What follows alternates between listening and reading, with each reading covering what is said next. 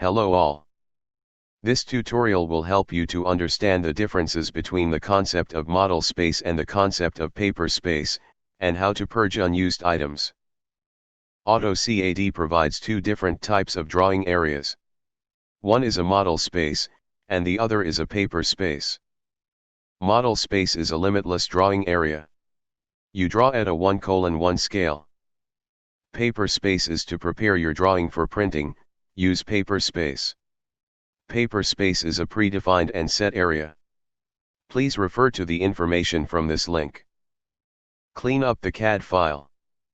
Purge is a command to automatically remove all layers, block, dimension styles, and more items that are not currently used in your document.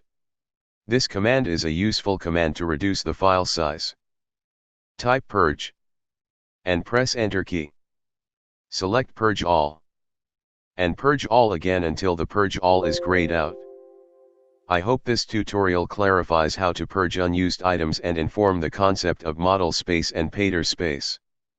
Thank you.